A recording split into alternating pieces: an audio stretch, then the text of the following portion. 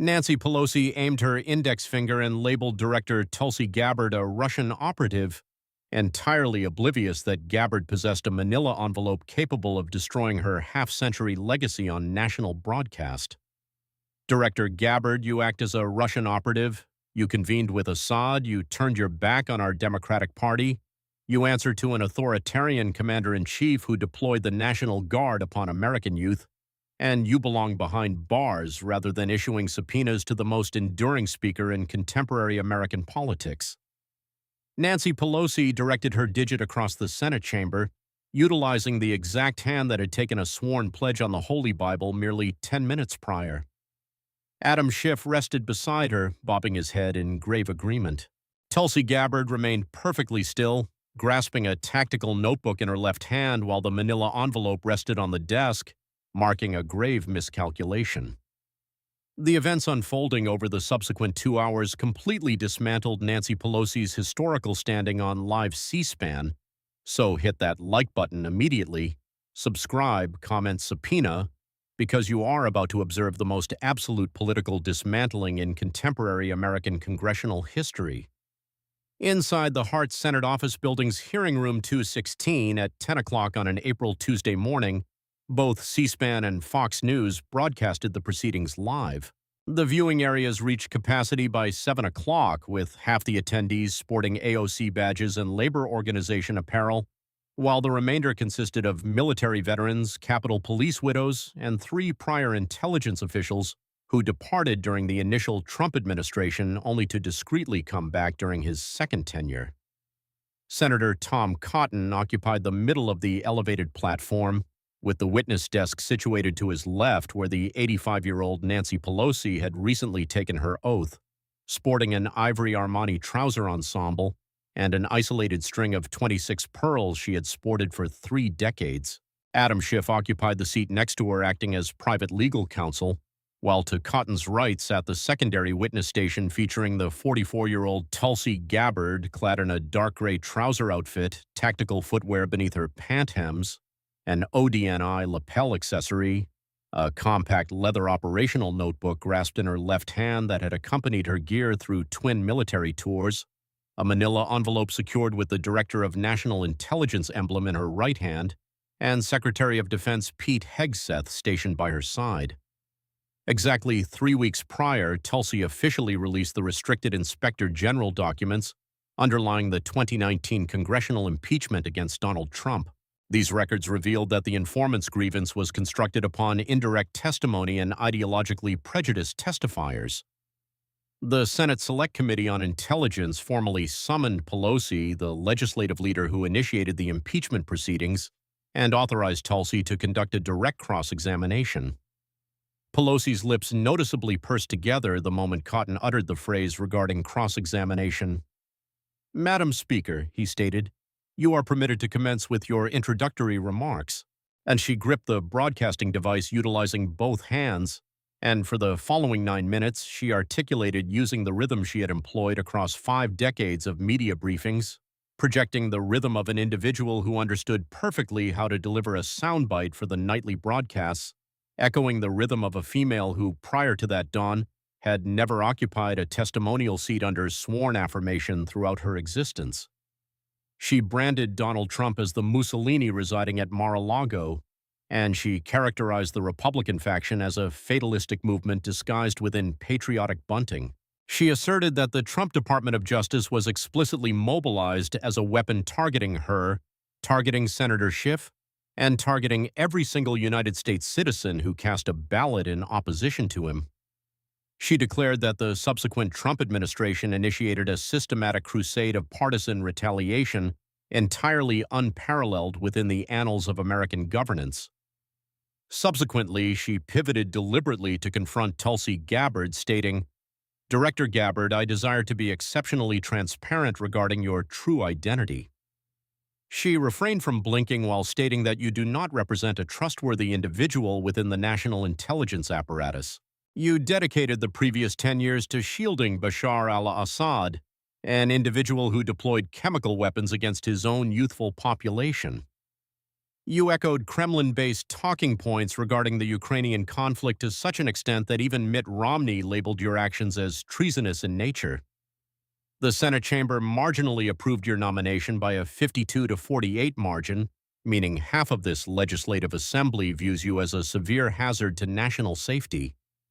She elevated an isolated digit, asserting that you convened with Assad back in 2017 in a clandestine manner devoid of clearance from either your political faction or your federal administration. You elevated the profile of Edward Snowden, an individual who absconded with restricted government documents and subsequently escaped to Moscow.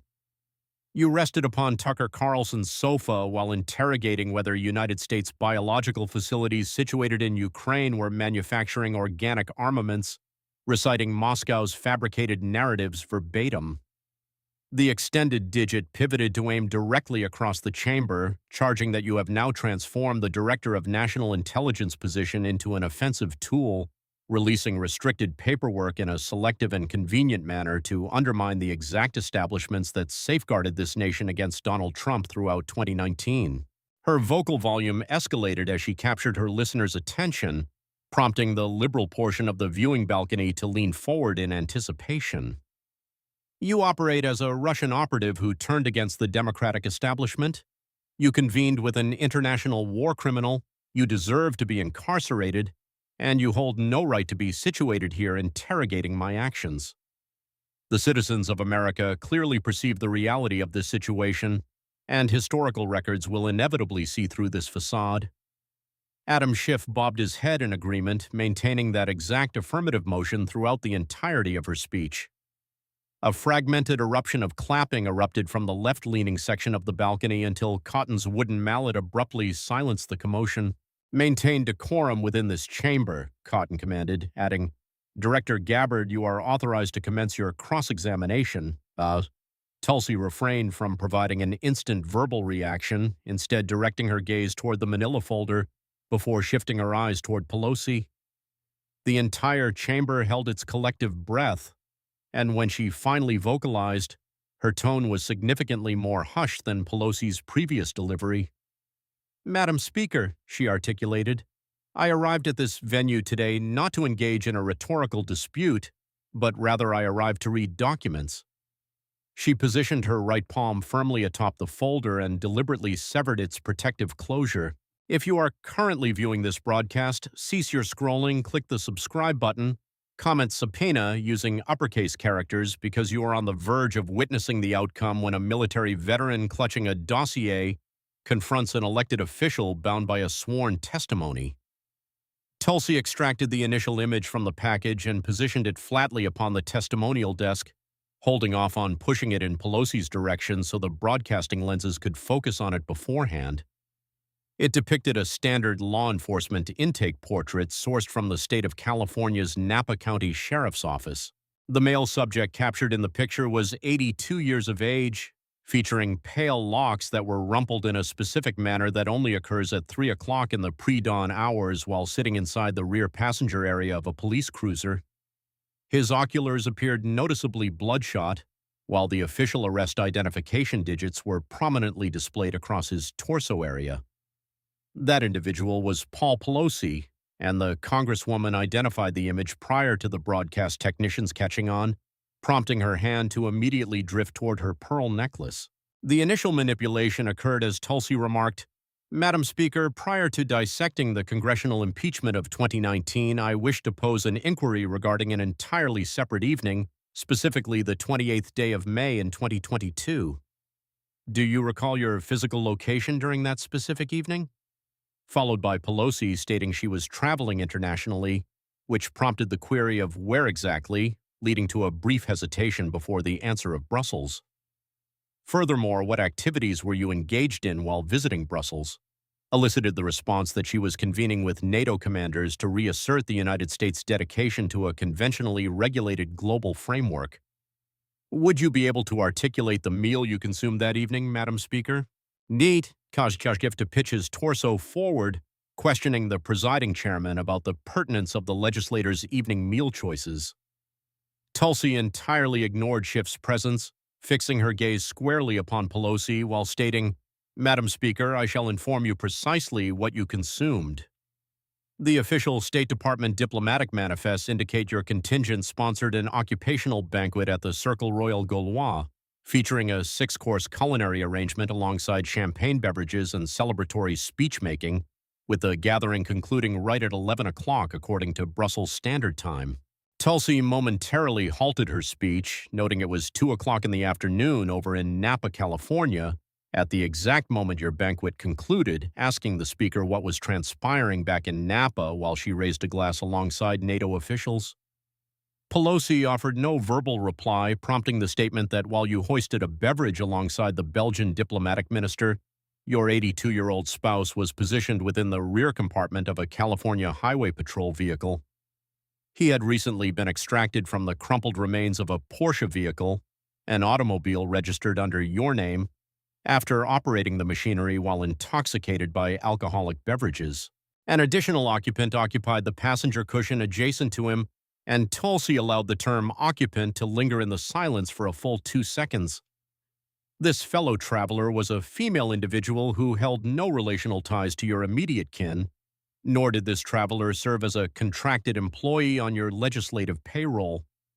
The Napa County District Attorney's official documentation, currently available within the public domain, categorizes this traveler precisely as, and I recite from the paperwork, a private associate of the accused individual, concluding the quotation. The liberal-leaning segment of the viewing audience descended into a profound and unsettling silence.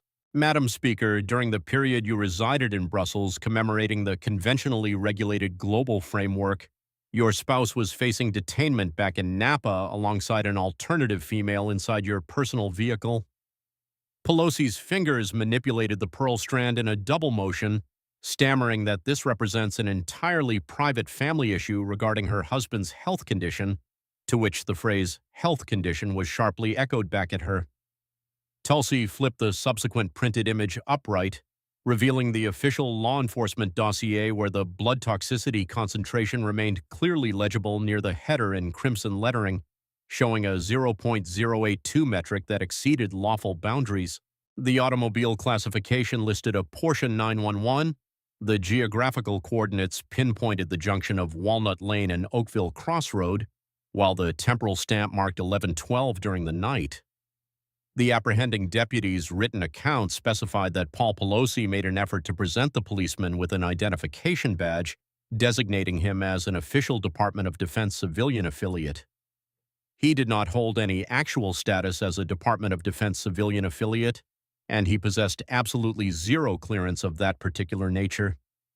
That specific credential served as the exact type of item a male individual produces at 3 o'clock in the pre-dawn darkness, while desperately attempting to circumvent formal police processing. Madam Speaker, Tulsi articulated, your spouse attempted to display a forged national government badge to a California highway patrolman in order to escape an intoxicated driving detainment while accompanied by a different female inside the vehicle. The sheer quiet permeating the chamber represented the stillness of an assembly that remained entirely unaware regarding the specific detail about the extra female occupant. Pelosi's administrative team managed to conceal that fact for 4 consecutive years via a mixture of journalistic coercion, classified court documents, and the basic reality that zero journalists desired to become the individual who posed the difficult inquiry. Schiff mounted another attempt, telling the presiding chairman that the formal congressional summons strictly prohibits this line of questioning. Tulsi pivoted her attention toward him for the initial instance, yet her vocal volume stubbornly refused to elevate. Senator Schiff, the interrogative jurisdiction bestowed by this panel encompasses absolutely any subject matter directly pertaining to the testimonial reliability of the individual under oath. Operating a vehicle while intoxicated alongside a private associate inside the domestic automobile belonging to an active legislative leader while she executes diplomatic duties in Brussels directly addresses the believability of the female who initiated an impeachment stemming from a telephone conversation she personally never monitored. Sir, I request that you direct your represented individual to provide a response to the posed inquiry. Schiff parted his lips, promptly sealed them, and cast a glance toward Pelosi, while Pelosi deliberately avoided returning his visual contact. Cotton declared the legal protest officially invalid and instructed Director Gabbard to proceed with her line of questioning. Tulsi refrained from pressing further regarding Paul Pelosi, pivoting instead to note, "Madam Speaker, your spouse received a penalty of 5 days inside the Napa County Detention Facility, yet the harshest allowable punishment under the statute you personally helped sponsor while standing adjacent to Mothers Against Drunk Driving and legislated into reality back in 2007 actually dictated a maximum of 6 entire months." Tulsi extracted a third piece of paperwork, highlighting that a manual laborer situated in San Joaquin County who received a guilty verdict for an initial drunk driving violation during May of 2022, the exact same month as your spouse's incident, actually endured 60 days of incarceration. That individual forfeited his professional transit permit for an entire 12 months. He was terminated from his employment at the processing facility.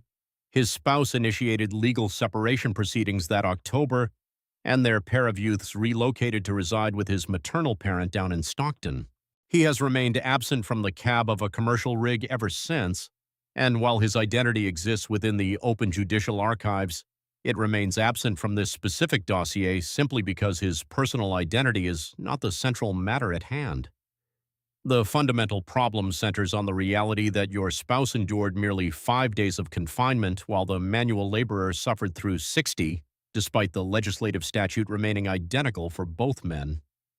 She placed the printed material onto the desk, demanding, "Madam Speaker, explain to this panel exactly what version of the United States operates with dual tiers of justice, reserving one standard for the spouse of the legislative leader and an entirely separate standard for the citizen who operates commercial vehicles." The necklace received its third manipulation as Pelosi's opposite arm extended toward her hydration tumbler, which visibly trembled in her grasp. She abstained from consuming the liquid, returning the container to the surface while stammering that she possessed no authority to comment upon judicial penalizations, claiming such matters fell strictly under the prosecuting attorney's independent judgment. That specific prosecuting attorney operating within Napa County, Madam Speaker, happened to be a financial contributor to your partisan campaigns.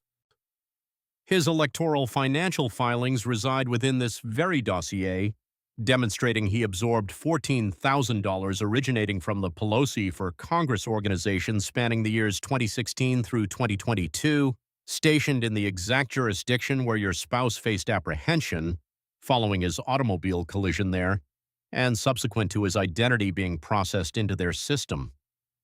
Pelosi shut her eyelids for a fleeting fraction of a moment, a micro-expression successfully documented by the broadcasting lenses. "Madam Speaker, that manual laborer located down in Stockton certainly lacked the backing of an established political action committee." The viewing audience refrained from clapping since this remained a formal congressional proceeding, yet the female wearing the Liebengood badge in the rear seating raised her palm to cover her lips, while the military veterans occupying the secondary tier angled their torsos further forward against their seats. If you are currently observing this feed and you recall the moment this narrative initially surfaced, back when Pelosi's administrative staff concealed the female passenger's existence for 4 consecutive years, while the journalistic establishment permitted the cover-up, type the term husband into the discussion thread and spell it out completely. Pulverize that like icon immediately, hit the subscribe link, activate your alert settings, because 4 additional dossiers remain tucked inside that package, and the upcoming file carries significantly more weight. Tulsi refused to offer a breather between these conversational barrages, plunging her hand back into the package to extract the secondary dossier, tinted green, bearing a header crest that stated United States House of Representatives Office of the Clerk Financial Disclosure Reports. "Madam Speaker, we shall now pivot to the inquiry regarding exactly how a government official collecting an annual salary of $174,000 manages to hoard a private treasury exceeding $250 million. She flipped open the dossier, revealing absolutely zero visual diagrams, statistical plots, or digital slide presentations. It contained merely an isolated sheet of parchment bearing a solitary written phrase, and she proceeded to vocalize that exact phrase. "Madam Speaker, upon claiming your legislative position within the United States Congress back in 1987, Your household possessed an estimated wealth of $3 million, yet presently your household commands an asset pool ranging from $250 million to $400 million, with the precise calculation hinging heavily upon the current appraisal of your Napa Valley vineyard. The quietude permeating the chamber adopted a distinctly altered texture, manifesting as the soundless concentration of 300 individuals performing mental arithmetic, followed by the demand, "Madam Speaker, explain to this panel exactly how such a financial trajectory occurs." Pelosi replied that her spouse operates as a commercial entrepreneur, noting Paul handles risk-based investments and property acquisitions, while emphasizing that Paul Pelosi commands financial leasing services, which is a corporate entity based in San Francisco. The organization's foundational revenue stream originates from corporate property dealings and equity market maneuvers, most notably leveraging call contracts focused on digital technology corporations. Tulsi refrained from extracting a registry of market transactions, nor did she recite a catalog of corporate entities, but rather she withdrew a solitary printed image.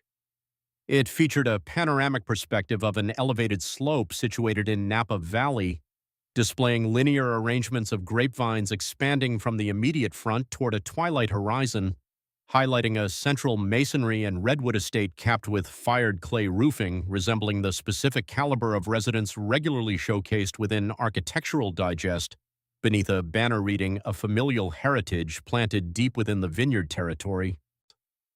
This represents your personal domicile located in St. Helena, Madam Speaker, serving as the Pelosi ancestral vineyard spanning 10 agricultural acres procured back in 2009, carrying an initial acquisition cost of $16 million, while its contemporary market appraisal approaches $30 million.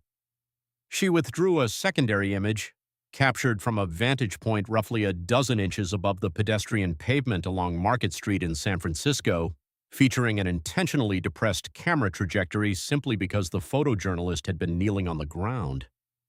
The picture displayed a male figure wrapped inside an olive-drab military tactical coat slumbering atop crushed corrugated paper packaging. His heavy footwear sat arranged meticulously adjacent to his resting form, while a miniature United States banner remained wedged securely into the string loops of a single shoe.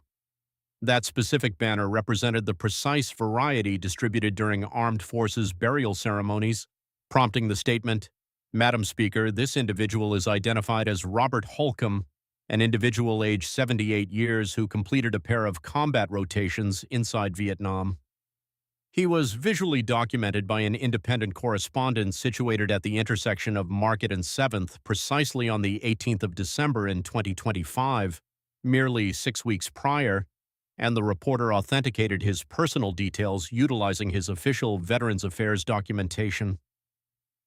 Mr. Holcomb has inhabited the pavement of Market Street for 3 continuous years, finding his nightly rest a mere 40-minute vehicular commute away from your luxury agricultural estate.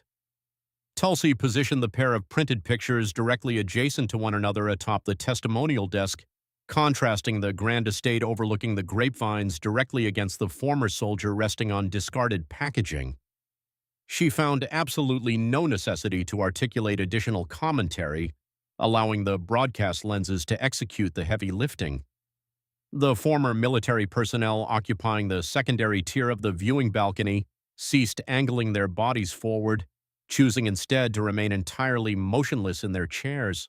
"Madam Speaker, 6,000 living souls will slumber upon the concrete corridors of your legislative territory this evening, making your specific jurisdiction the possessor of the most severe per capita vagrancy metric across every congressional boundary within the United States.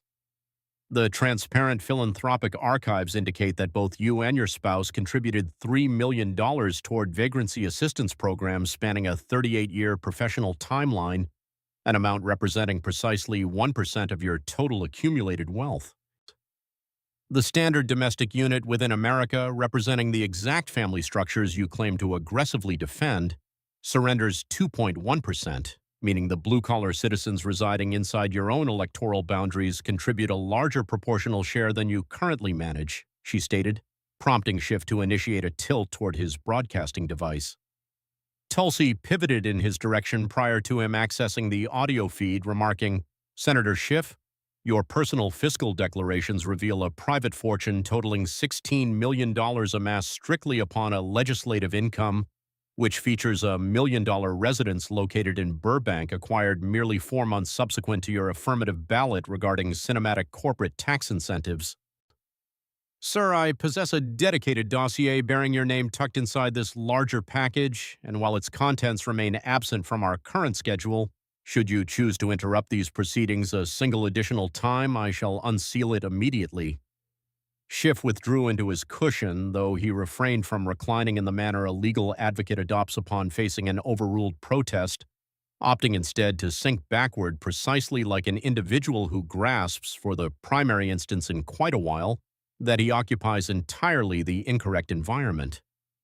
The viewing audience clearly registered this dynamic, as did the recording equipment, alongside Cotton, who permitted his facial features a fleeting half-second of genuine reaction prior to burying the emotion entirely.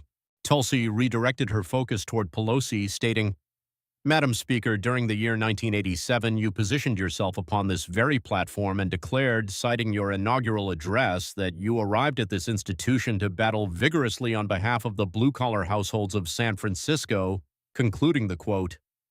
She struck the printed image featuring Robert Holcomb clad in his military tactical coat resting on the paperwaist, declaring, "This represents a blue-collar household, Madam Speaker, considering he labored for 31 continuous years acting as a maritime dock worker following his return journey from the Vietnamese theater.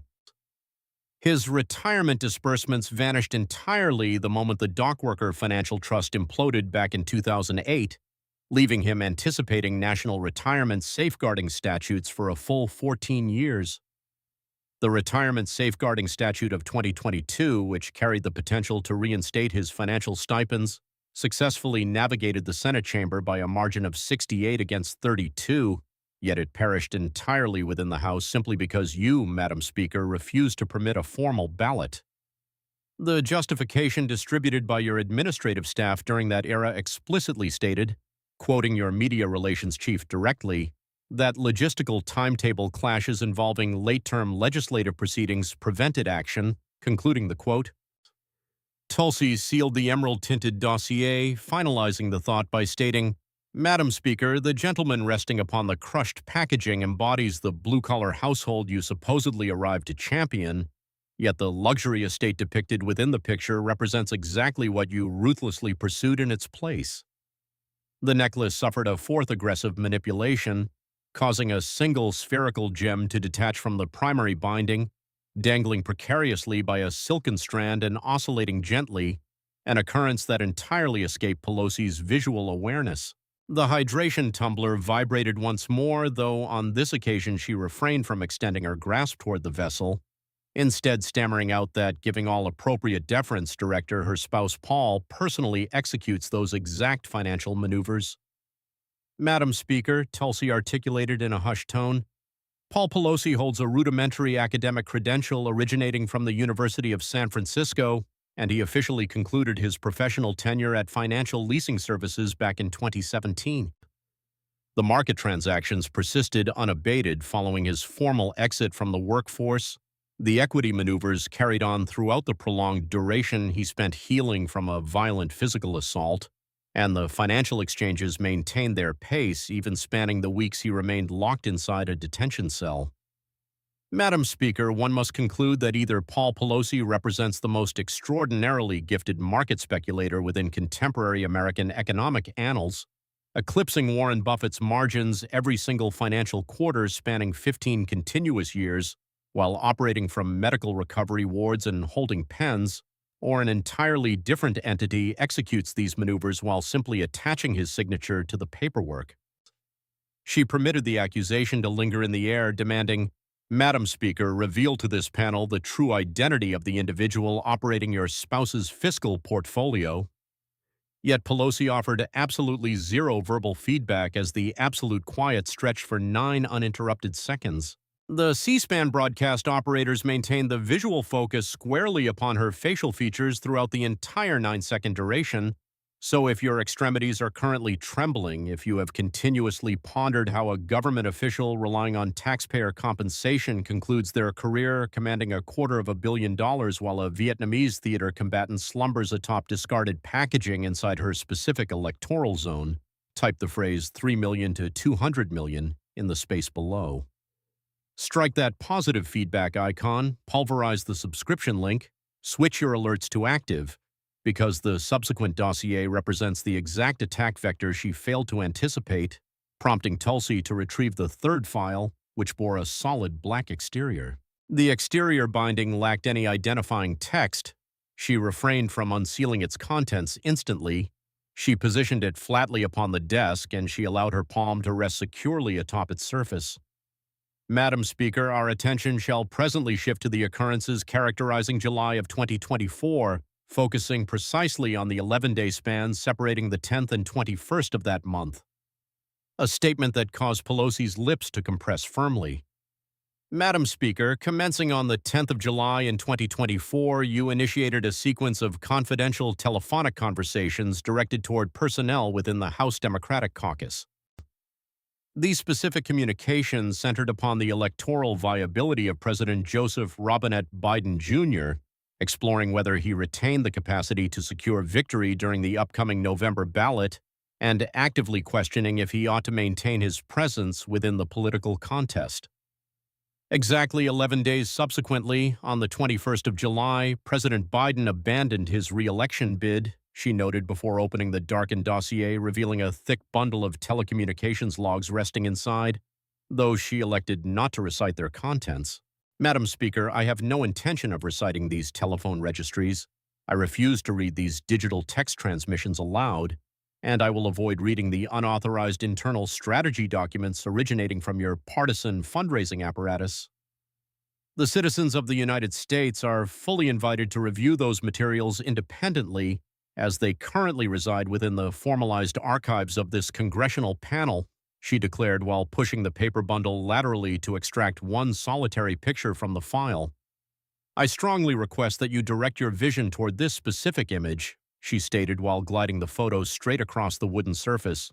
Yet Pelosi refused to retrieve the item as the recording lenses tightened their focus. The captured moment carried significant age, bearing the faintly faded chromatic signature typical of 1970s photographic processing, depicting a male and female individual positioned upon the entry stairs of a religious sanctuary. The masculine figure sported a midnight blue tailored jacket. He cradled a bundle of floral arrangements in his grip. He appeared roughly 30 years of age, and he possessed brunette locks paired with a cheerful expression. The female companion positioned adjacently donned an ivory bridal gown. She registered at 26 years old. Her fingers rested gently against the gentleman's sleeve, and situated directly behind the couple on the sanctuary stairs gathered the bridal attendants. The auxiliary bridal participants appeared to be chuckling. The newlywed wife maintained direct eye contact with the photographer's lens, and the lady situated precisely to the bride's left seat acting as the primary attendant, manifested as a 36-year-old female sporting brunette tresses and a canary-colored gown. The primary bridal attendant was none other than Nancy Pelosi, prompting Tulsi to instruct, Madam Speaker, disclose to this panel the identity of the couple joined in matrimony during that afternoon, which caused Pelosi's extremity to tremble, sending the necklace swaying in unison. That depicts Joseph and Jill Biden on the 17th day of June in 1977, meaning you served as the chief bridal attendant during Jill Biden's matrimonial ceremony, Madam Speaker. You had reached 37 years of age, you had maintained an acquaintance with Joseph Biden for half a decade, you had interacted with Jill Biden for a pair of years, and the mutual camaraderie connecting your quartet, specifically Paul, Nancy, Joe, and Jill, would ultimately endure for 47 continuous years. Tulsi extracted an additional printed picture, this particular item dating back to 2015, depicting a memorial service, specifically Beau Biden's burial rites held at St. Anthony of Padua, located in Wilmington, Delaware. The visual evidence presented a lengthy queue of grieving individuals gathered exterior to the religious facility, and positioned near the leading edge of the procession, donning a dark overcoat, stood Nancy Pelosi, who had traversed the airspace originating from San Francisco earlier that dawn. Madam Speaker, you participated in Beau Biden's memorial ceremonies. You remained stationed alongside Joseph Biden beneath a torrential downpour for a span of 2 hours, and you contributed directly to the composition of his commemorative address. You reached out to him telephonically during every single holiday season spanning 47 years, and you referred to Jill Biden as your literal sibling within the pages of your 2008 autobiography, the precise text we retain a duplicate of inside this panel's official archives, specifically on page 241. She withdrew a third piece of evidence, representing Pelosi's autobiographical manuscript flipped to the reference section, stating, "I shall recite the text. Madam Speaker, Joe embodies the male sibling I perpetually lacked, while Jill represents the female sibling I always desired." Satisfied.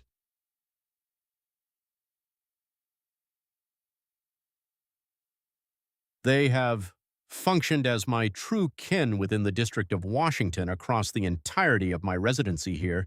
They have maintained their presence at every single birth celebration, matrimonial exchange, and burial ceremony, meaning they transcend mere acquaintances, they constitute actual family.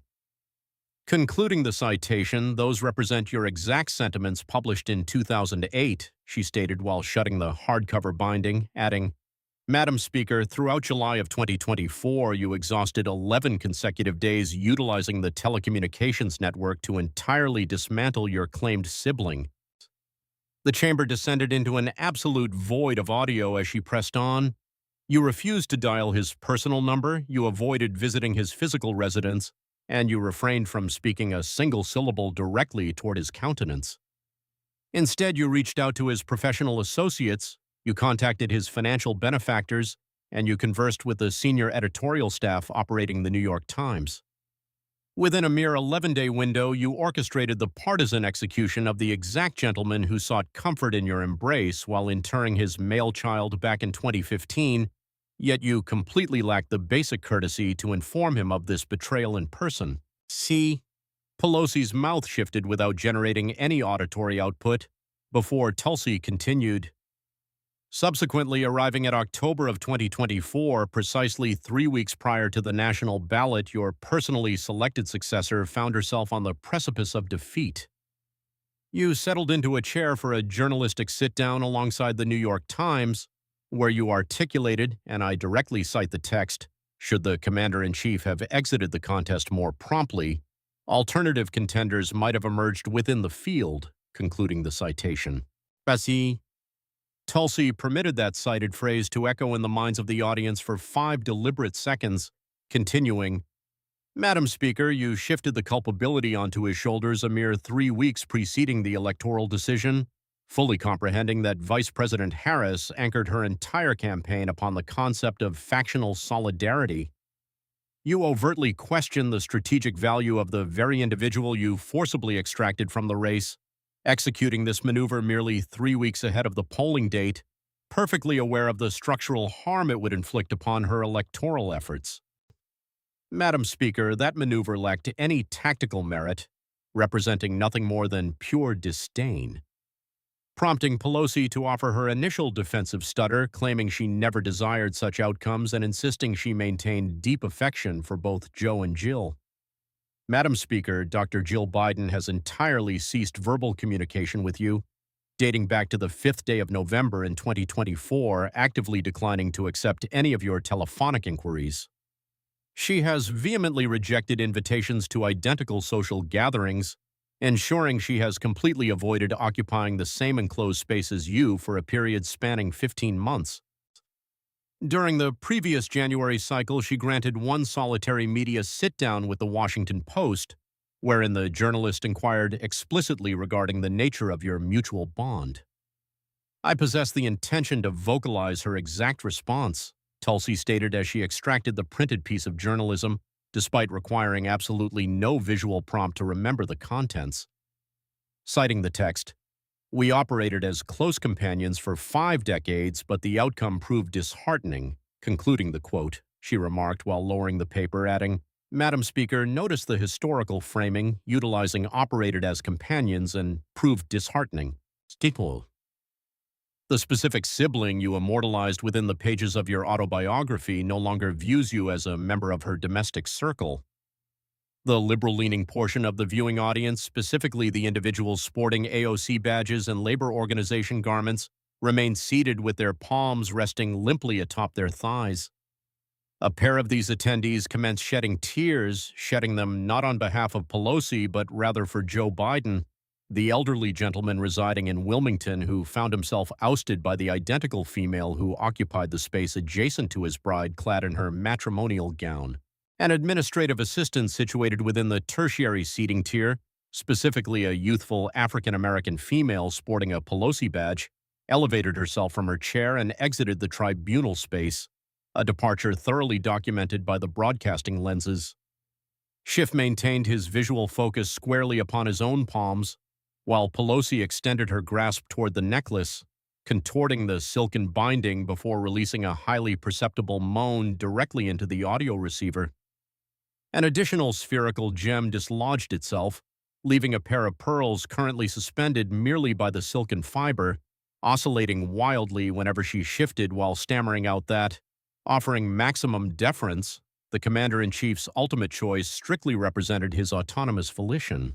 Madam Speaker, Tulsi asserted, I have personally reviewed the digital text transmissions originating from Senator Schiff throughout that 11-day window, as they constitute a fraction of the evidentiary items forcibly acquired by this congressional panel. He dispatched the specific sentence, "We possess an obligation to force his exit," concluding the citation, transmitting that exact sequence of words toward your device on the 14th of July. You issued a response stating, and I cite, "Concur completely, currently executing the plan," concluding the quotation, delivering that specific retort to his phone at 17 minutes past 1 o'clock in the morning on July 14th. This occurred while Joseph Biden rested unconscious within the executive mansion's living quarters, while Dr. Jill Biden perused literature inside the yellow Oval Parlor entirely oblivious to the maneuvering, causing Schiff to bury his facial features directly into his palm. Madam Speaker, Donald Trump absolutely failed to hijack the 2024 electoral contest. Instead, you personally hijacked the outcome away from your internal political faction, stealing it directly from the individual who interred his male offspring while seeking your embrace. Should your emotional core feel shattered at this exact moment, should you recall the instance when Joe Biden laid his male child to rest amidst torrential precipitation back in 2015, while Nancy Pelosi maintained her position alongside him within that queue for a solid 2 hours, deposit the phrase "the brother" into the discussion thread underneath and type it entirely. Strike the approval icon, pulverize the subscription link because the forthcoming dossier represents the exact incident the United States citizenry observed via live broadcast signals and permanently seared into their collective memory. Tulsi unsealed the fourth designated file boasting a crimson exterior, featuring a straightforward title reading State of the Union, dated the 4th day of February during the 2020 Combined Legislative Assembly. She refrained from extracting any bulleted registries, choosing instead to withdraw a quartet of printed pictures, positioning each item atop the wooden surface in a sequential manner. The initial image displayed a centenarian African-American male utilizing a mobility chair, sporting his vintage military attire, bearing the personal identity of Charles McGee. He had piloted his aircraft through 136 hostile aerial missions throughout the Second Global Conflict alongside the esteemed Tuskegee Aviation Unit. He received explicit instructions upon his return journey from the theater of combat that he lacked permission to consume meals at the dining facility located upon the very aeronautical base where he acquired his tactical instruction. He survived the entirety of that era, observing his nation evolve considerably, and during the specific evening this picture was captured, he occupied a seat within the viewing balcony of the United States House of Representatives, witnessing the American Commander-in-Chief broadcast his official elevation to the prestigious grade of Brigadier General. The secondary visual evidence featured a 4-year-old African-American female youth clad in a rose-colored garment, carrying the designation of Janiah Davis, who maintained her primary residence within Philadelphia. Her maternal parent had utilized a heated press on that specific outfit twice during the dawn hours, And that same parent had navigated a pair of municipal transit coaches alongside a rail carriage to reach the District of Washington. They acquired preliminary intelligence indicating Janiyah would receive an educational grant, yet they remained entirely uninformed that the award would receive a live broadcast declaration across television networks. The miniature female child rested securely upon her mother's thighs, precisely at the moment the commander-in-chief vocalized her personal identification. The executive leader bestowed upon her a National Opportunity Educational Grant intended to secure enrollment at the specific academic institution her mother had languished on a holding roster for ever since Janiyah reached her second birthday. The tertiary photographic print showcased a specialized tactical non-commissioned officer donning his formal dress attire, bearing the moniker of Townsend Williams, an individual who recently concluded his fourth hostile theater rotation within the borders of Afghanistan. He had endured an absence from his spouse and pair of youth spanning 7 entire months, prompting the executive leader to coordinate a maneuver where he would emerge from the co-chamber to astound his kin during a live broadcast feed. The visual record depicted him caught within the embrace of his dual offspring, while his wedded partner rested her palm firmly against his posterior torso. She actively avoided staring into the recording lens, opting instead to gaze intently toward her spouse's facial features, operating under the prior assumption that he remained stationed over in Kandahar. The quaternary piece of printed evidence revealed a senior gentleman sporting formal evening wear alongside his matrimonial partner, carrying the public identification of Rush Limbaugh. Merely 48 hours prior, his medical physician delivered the grim prognosis that he harbored a stage 4 pulmonary malignancy, estimating a remaining lifespan of perhaps 6 months to a maximum of a solitary calendar year. During that specific evening, he attended the State of the Union proceedings entirely oblivious to the reality that the executive leader prepared to bestow upon him the highly coveted Presidential Medal of Freedom. His spouse wept openly at the exact moment the decorative hardware settled around his collar, his own extremities trembled visibly, and he ultimately expired a mere 14 months subsequent to the event. Tulsi arranged the quartet of printed images into a linear sequence traversing the testimonial desk, declaring, "Madam Speaker, during the evening these 4 citizens received commendations upon the floorboards of the United States House of Representatives. You maintained a physical position roughly 8 feet directly behind the American executive leader as he finalized his rhetorical address." Broadcasted live across television networks before an audience of 40 million citizens, you ripped the physical transcript directly down the middle, a point she made without extracting the universally recognized image of the rending act, as such visual reinforcement proved entirely unnecessary.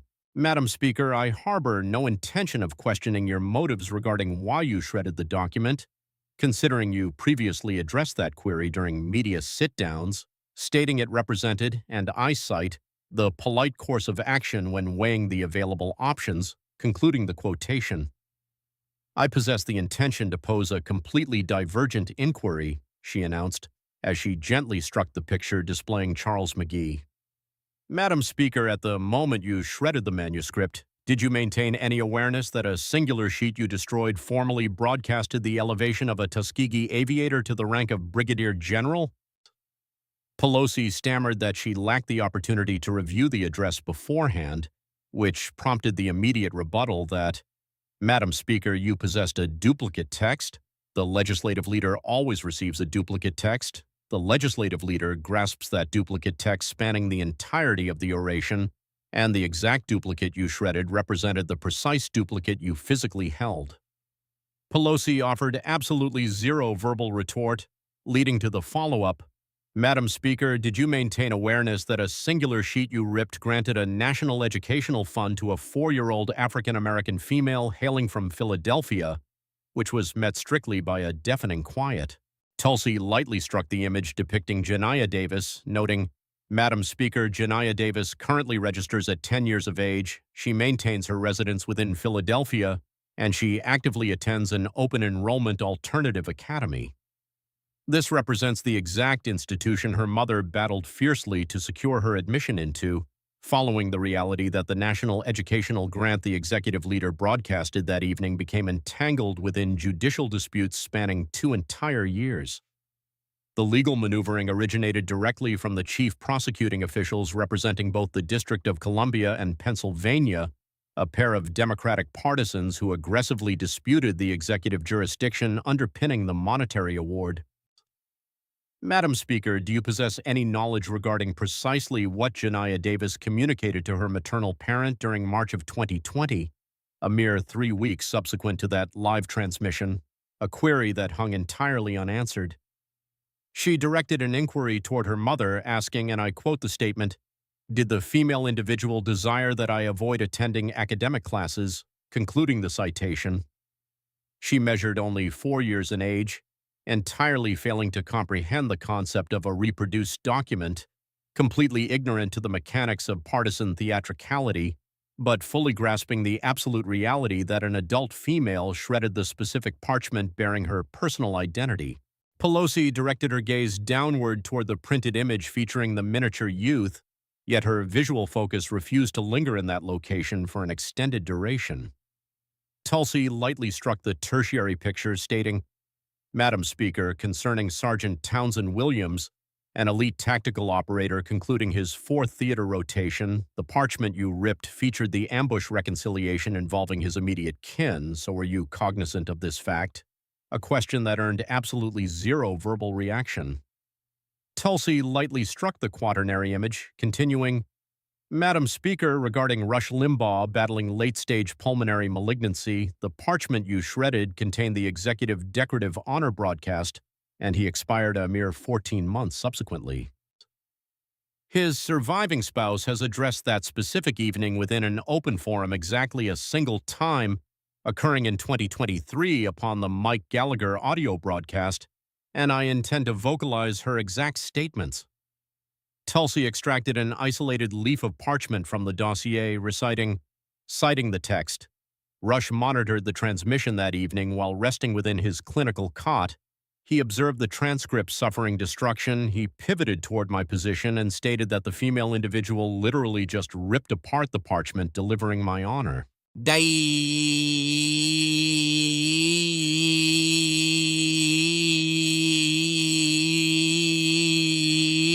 Following that observation, he chuckled simply due to his inherent personality, yet I found no humor in the situation, as I fully understood his terminal condition while grasping that the female position behind the executive leader had freshly destroyed the solitary civic commendation my spouse would ever acquire from the nation he deeply cherished. He permanently refrained from discussing the matter thereafter, yet I ruminate upon the incident daily. Concluding the citation sourced from Catherine Limbaugh in 2023, Tulsi remarked while depositing the document onto the desk. "Madam Speaker, during your introductory remarks delivered a mere 58 minutes prior, you branded the Republican faction as a fatalistic movement, and you labeled right-leaning electors as active participants in authoritarianism," she stated while sweeping her arm over the quartet of pictures. "Madam Speaker, a fatalistic movement entirely avoids elevating a centenarian African-American former soldier. A fatalistic movement entirely avoids granting educational funding to a 4-year-old African-American female. A fatalistic movement entirely avoids transporting a tactical, non-commissioned officer back from Afghanistan to embrace his offspring. And a fatalistic movement entirely avoids draping decorative hardware around the collar of a terminal patient." She fixed her gaze firmly upon Pelosi, declaring that you executed the singular act of ripping within the entire assembly room during that evening, causing the necklace to endure its 5th aggressive manipulation, which liberated a trio of additional gems from the binding, resulting in a total of 5 pearls currently suspended strictly by the silken fiber, oscillating noticeably in rhythm with every single inhalation she drew. Pelosi extended her left extremity toward the hydration tumbler while keeping her right extremity planted firmly against her neckline. The liquid vessel completed half its journey toward her lips before halting completely, as the tremors racking her limb proved excessively severe, forcing her to abandon the effort and return the container to the desk. A portion of the liquid cascaded across the testimonial surface, forming a puddle that encircled the quartet of printed images, yet she remained entirely stationary, making zero effort to mop the moisture. The rose-colored garment worn by Janiyah Davis within the physical picture gradually adopted a deeper hue wherever the creeping liquid made contact. If your memory retains the details of that specific evening spanning February of 2020, if you personally observed her shredding the document via live broadcast feeds and your mind refuses to erase the moment, deposit the exact phrase "she tore it up" into the discussion thread underneath. Pulverize that positive feedback icon immediately, execute a subscription action, and activate your alert settings, because the upcoming dossier represents the fatal blow, serving as the exact compilation of records she has actively feared for 24 continuous years. Tulsi extended her grasp toward the fifth and final package, which possessed a darkened exterior marred by a crimson transparency band, featuring the official crest representing the Director of National Intelligence spanning its forward face. The paperwork contained within its borders had maintained a maximum security restriction spanning 24 years, and upon fracturing the secondary adhesive lock, she stated, "Madam Speaker, our dialogue will currently pivot toward the dawn hours of the 4th of September in 2002. Pelosi's facial expression underwent a dramatic transformation, revealing that while the prior conversational barrages inflicted superficial wounds, this specific assault triggered an entirely distinct and deeper reaction. Madam Speaker, during the early hours of September the 4th in 2002, you journeyed to the primary operational center belonging to the Central Intelligence Agency situated in Langley, Virginia, operating under your official capacity as the senior minority representative occupying the House Permanent Select Committee on Intelligence. You participated in a restricted informational session, an engagement orchestrated directly by the primary legal advisor attached to the CIA's Anti-Terrorism Division. This specific session consumed 95 minutes of time, centering entirely upon the tactical questioning involving an apprehended militant operative designated as Abu Zubaydah, a statement she followed with a deliberate pause. Do you retain any cognitive recall regarding the specific discourse occurring inside that chamber, Madam Speaker? Prompting a stuttered reply claiming an absolute inability to remember the minute granular details. Madam Speaker, operating under explicit executive clearance, this panel has formally stripped the security restrictions from the chronological registry documenting that gathering, a registry I currently grasp within my palm, and I possess every intention of vocalizing its contents directly into the official archives. She elevated the physical paperwork, revealing the maximum security branding completely invalidated by a crimson slash, stating, "Madam Speaker, I shall recite the exact matters analyzed within that space, utilizing the precise terminology extracted from the chronological registry, and I strongly recommend you physically prepare for the impact." Pelosi offered no verbal rebuttal as the record indicated that precisely at 9:14 during the dawn hours, the CIA's primary legal advisor commenced the informational session by detailing the physical capture of Abu Zubaydah back in March of 2002. He thoroughly outlined the detainee's defiance against conventional questioning tactics, subsequently outlining, and the chronological registry employs this precise terminology, escalated questioning methodologies pending clearance for deployment against the individual, concluding the quotation. He rattled off the specific methodologies, totaling 10 distinct maneuvers in all, with the 10th listed maneuver explicitly identifying simulated drowning tactics, a detail Tulsi recited without ever lifting her eyes from the parchment. The informational session explored the granular mechanics of simulated drowning, including the wooden plank intended to secure the individual, the precise geometric incline applied to said plank, and the fabric barrier positioned directly atop the individual's facial features. The briefing detailed the fluid volume destined for pouring, the temporal length of application, the recurrence rate, the clinical oversight maintained throughout the exercise, the specific physical indicators the questioning agents needed to monitor, and the protocol for terminating the engagement should the clinical professional determine the individual suffered acute coronary failure. She flipped the parchment, noting the chronological registry documents, citing the text, Pelosi N., serving as senior minority representative of HPSCI, maintained physical presence spanning the complete 95-minute duration. Inquiries presented registered at 0, protests officially logged registered at 0, and anxieties voiced regarding the methodology's deployment registered at 0, concluding the citation, a sequence she finished before shutting the file. Madam Speaker, the United States Central Intelligence Agency subjected Abu Zubaydah to simulated drowning tactics an astonishing 83 separate occasions throughout the calendar month of August in 2002. This specific simulated drowning practice transpired in direct contravention of the Convention Against Torture, an international pact the United States formally legitimized back in 1988.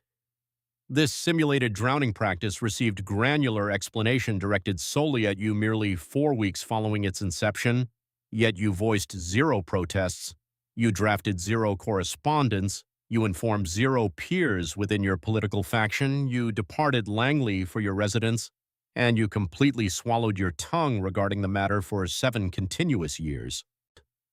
Pelosi stammered that legal advisors provided absolute guarantees regarding the methodologies, prompting the interruption.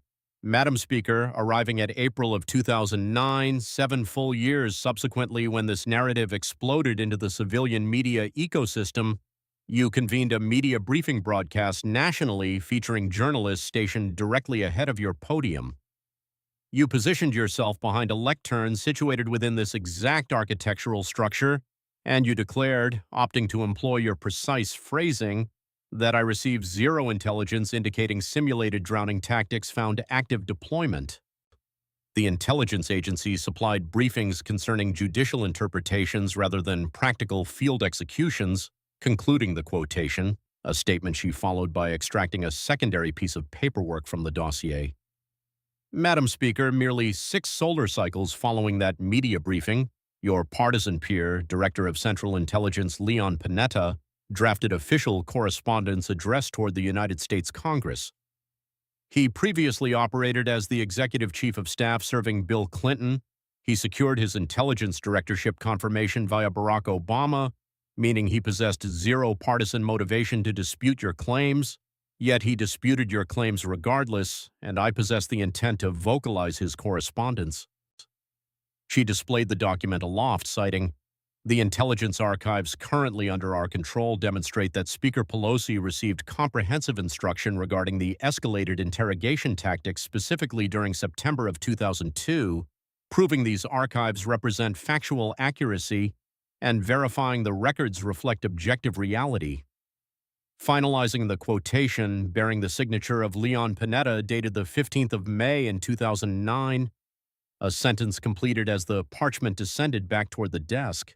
Madam Speaker, you commanded a podium inside this specific facility, confronting broadcast lenses alongside the American populace, and you deliberately fabricated a narrative toward the nation concerning your personal awareness that the federal apparatus was actively subjecting captives to simulated drowning on your watch. The administrative head governing the Central Intelligence Agency, operating as your identical political affiliate, actively discredited your statements upon the permanent public record, yet you have continually neglected to issue any apology, you have continually neglected to amend the official archives, and you have continually dodged all functional accountability. The tribunal chamber experienced a quietude entirely distinct from the stillness generated during prior conversational salvos, manifesting as the absolute silence born from an assembly that had, prior to this specific instant, lacked comprehensive knowledge regarding the exact moral dimensions defining the female occupying the testimonial seat. Tulsi's vocal volume descended even deeper, stating, "Madam Speaker, you engineered the congressional impeachment targeting Donald Trump back in 2019, leaning heavily upon the justification that he lacked the integrity necessary to deliver factual realities toward the American citizenry. The exact gentleman you claimed lacked adequate trustworthiness never once fabricated narratives regarding American physiological abuse protocols, whereas you certainly executed such fabrications publicly, an act authenticated by your partisan peer managing the CIA during 2009, meaning 17 years have elapsed, and you have continuously refused to correct the transgression." Positioned within the primary seating tier, Pete Hegseth elevated himself from his chair, refraining from vocalizing any statements temporarily as he navigated across the central basin of the tribunal space. He gripped an isolated artifact within his right extremity, specifically a match set of burnished tactical footwear representing standard armed forces distribution material featuring an identification tag secured directly to the laces via a strand of darkened fabric. He deposited the heavy footwear onto the central basin region adjacent to the testimonial desk, resting precisely 6 inches directly ahead of Nancy Pelosi, positioning himself next to the boots while completely ignoring Pelosi, opting instead to focus his visual attention upon the presiding chairman before ultimately initiating his speech. Madam Speaker, this tactical footwear formerly belonged to Sergeant Howard Liebengood, representing the United States Capitol Police. Gassi. Sergeant Liebengood possessed a maximum security clearance rating, allowing him to review the post-operation summaries concerning the escalated interrogation protocols back in 2007, precisely when those summaries were distributed among senior Capitol Police command staff for defensive intelligence utilization. Hegseth maintained an incredibly hushed vocal delivery, continuing, arriving at the 9th day of January in 2021, precisely 3 solar cycles following the violent breach against the Capitol structure, Sergeant Liebengood voluntarily ended his own existence. Merely 6 days preceding his passing, he communicated toward his spouse, and I directly cite her testimony supplied to the Department of Defense during October of 2024, stating, I remain entirely unable to comprehend precisely how the individuals holding active knowledge simply chose to execute 0 corrective actions, concluding the quotation. He refrained from shifting the heavy footwear, adding, his surviving spouse explicitly requested that I transport these items to this exact location today, declaring, and these represent her precise statements, ensure she physically observes them, concluding the quotation, meaning I have successfully executed my delivery mandate. He pivoted on his heel, navigating his return path toward his designated chair, eventually lowering himself back into his seat. Pelosi completely avoided casting her visual focus toward the heavy footwear, finding herself physically incapable of doing so, keeping her oculars firmly locked upon the wooden surface while her extremities remained concealed within her lap. Regarding the necklace, the silken binding ultimately succumbed following 5 separate rounds of aggressive manipulation, fracturing with a highly perceptible snap. 26 spherical gems cascaded directly onto the polished timber surface composing the testimonial desk, with the initial pearl striking the wood, swiftly followed by the secondary gem, then the tertiary gem, preceding exactly 100 milliseconds of absolute quiet before the remaining 23 pearls impacted simultaneously. The resulting audio transmitted across the C-SPAN network represented a cacophony completely unique within the broadcaster's historical archives, echoing as 26 pearls careened across solid oak, with several bouncing toward Pelosi's position, several scattering toward the heavy footwear, and 3 ultimately plunging straight off the desk's perimeter. The broadcast lenses captured the primary stray gem rebounding against the polished stone flooring, swiftly trailed by the secondary gem, and finally the tertiary gem. Pelosi remained entirely frozen, spanning a full 9 seconds, subsequently elevating both palms to completely obscure her facial features.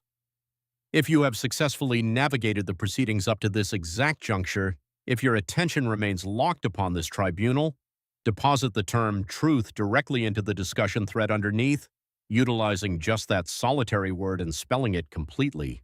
Strike the subscription link, pulverize the positive feedback icon, because the concluding address follows immediately, the collective rising follows immediately. You are currently observing historical American events, and you will eventually recount the details of this tribunal toward your descendants.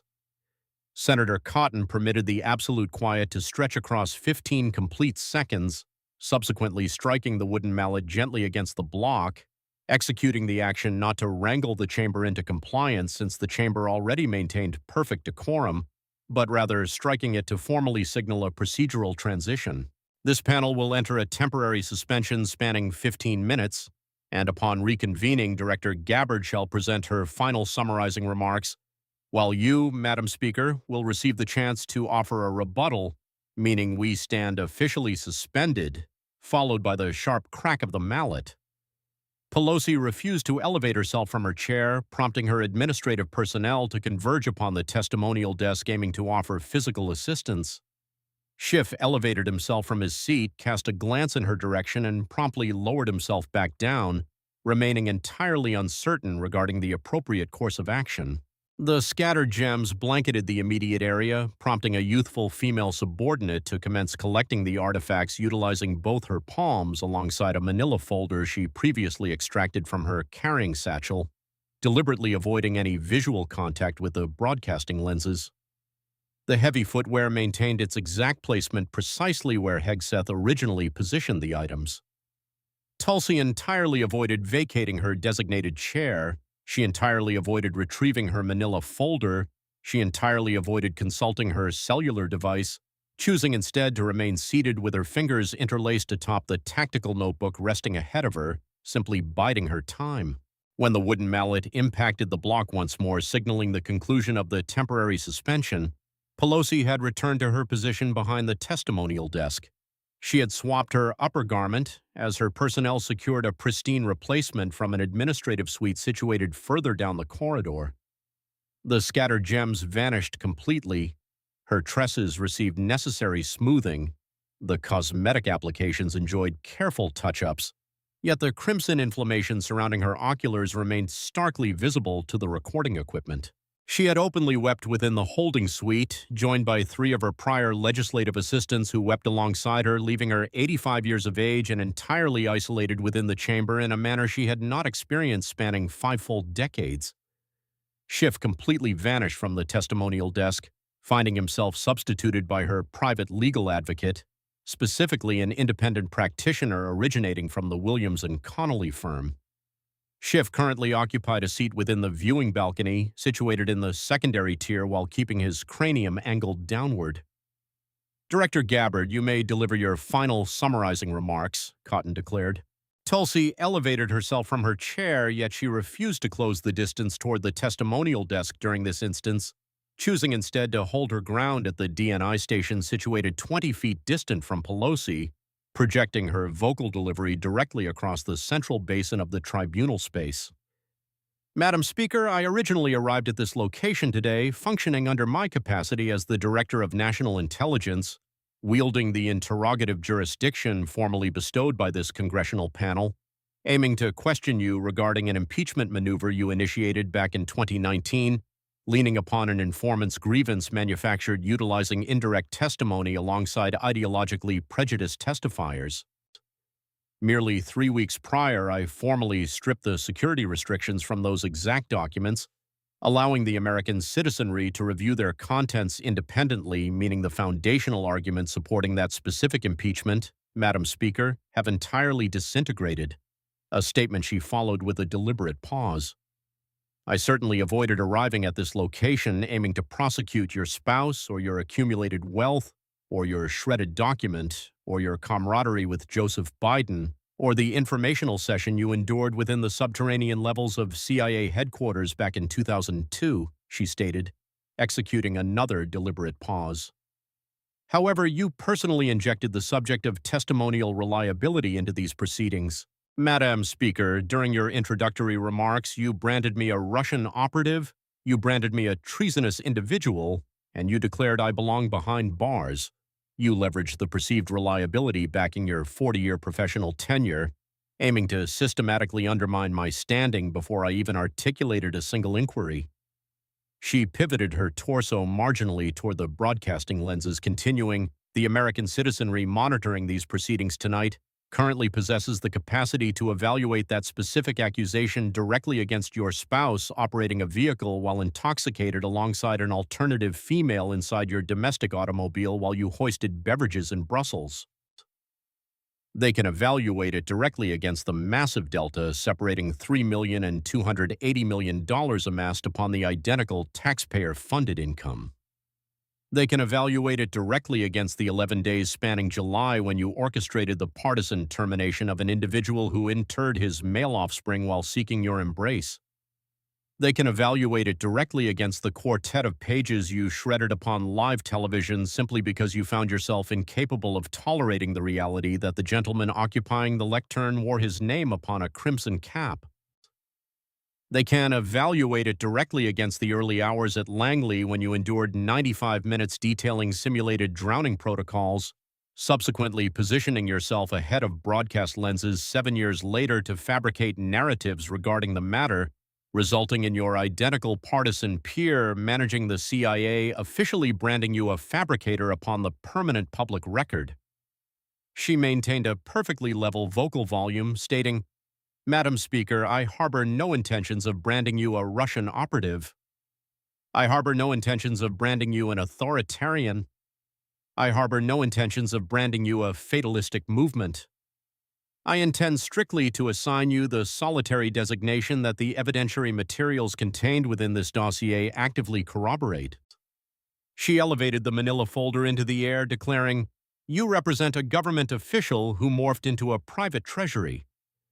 You represent a claimed sibling who morphed into a traitorous figure.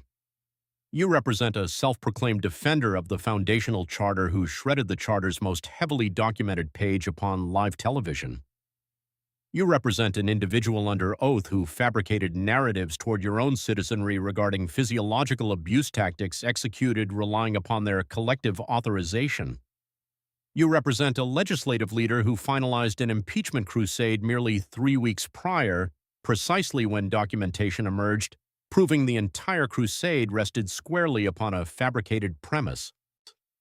She lowered the folder back onto the desk, concluding, "Madam Speaker, you desperately desire to subject Donald Trump to a tribunal today. Donald Trump remains entirely absent from this location. You remain present, however, and spanning a mere 2 hours, I have successfully constructed the definitive argument against his prosecution, relying entirely upon your own scattered gems. Your spouse's law enforcement intake portrait, your Napa Valley agricultural estate, the former soldier resting upon Market Street, the matrimonial picture captured on the 17th day of June in 1977, the quartet of pages originating from the 4th day of February in 2020, the chronological registry originating from the 4th day of September in 2002, Sergeant Liebengood's tactical footwear." She paused deliberately, finalizing her statement by declaring, "I recite the specific doctrine upon which I swore my pledge assuming the role of Director of National Intelligence, extracted from the Bhagavad Gita, Satyameva Jayate, meaning objective reality exclusively prevails." Tulsi lowered herself back into her chair, and spanning exactly 5 seconds, the tribunal chamber generated absolutely zero audio output. Subsequently, the female occupying the mobility chair situated within the rear seating tier, specifically Serena Liebengood, representing the surviving spouse, elevated herself upright, allowing her golden badge to intercept the descending illumination. The former military personnel occupying the secondary tier elevated themselves upright, the viewing balcony elevated themselves upright, the journalistic contingent elevated themselves upright, and exactly half of Pelosi's liberal-leaning advocates elevated themselves upright. The chamber experienced zero clapping, as clapping remains strictly prohibited within a Senate tribunal space. The chamber experienced strictly the collective rising, featuring 300 individuals standing firmly upon their feet, wrapped in absolute quiet, representing the strictly authorized demonstration of respect afforded toward an individual under oath who successfully delivered objective reality under sworn affirmation. Adam Schiff, occupying a seat within the secondary tier while keeping his cranium angled downward, entirely refused to elevate himself upright. Pelosi's extremities remained concealed within her lap, and she entirely refused to angle her visual focus upward. Cotton delayed his actions until the collective rising exhausted its complete natural duration, subsequently striking the wooden mallet against the block.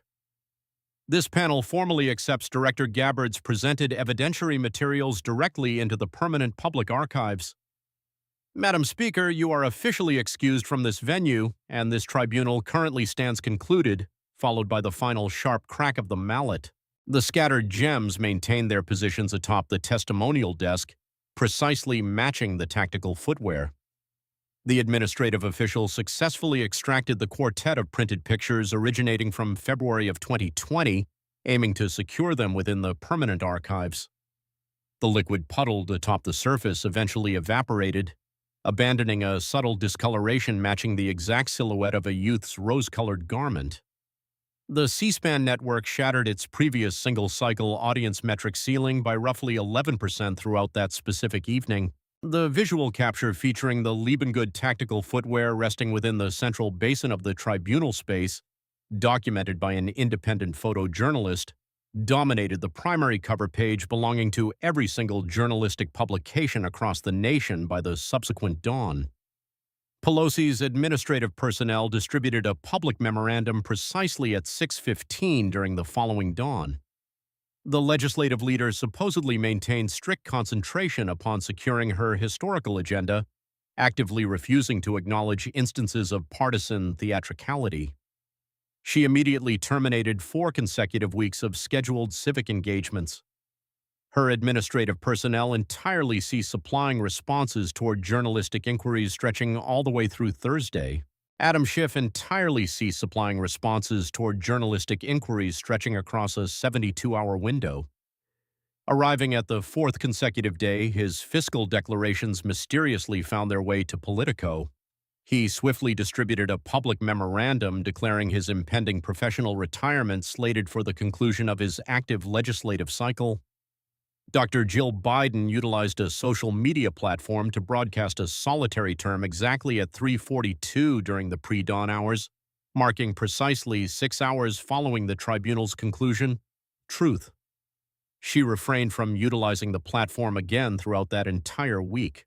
Pete Hegseth uploaded an isolated picture exactly at 7 o'clock during the subsequent dawn utilizing the Department of Defense's authorized digital portal.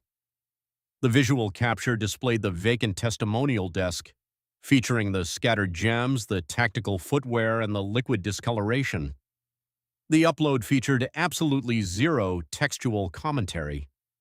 Senator Cotton broadcasted an alert the ensuing Monday, detailing that the Senate Select Committee on Intelligence intended to reinitiate the investigative probe targeting the 2002 CIA informational session, operating alongside active assistance originating from Director Panetta, who willingly committed to supplying formal testimony. Janiyah Davis's maternal parent granted one solitary media sit-down toward the Philadelphia Inquirer during that specific Sunday.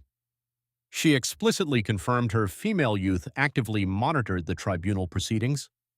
When pressed regarding precisely what Janiyah ultimately articulated, the maternal parent replied, she noted that the adult female shed tears. She stated, perhaps the adult female harbors regret presently. I informed her, youthful one, occasionally expressions of regret arrive far too tardily.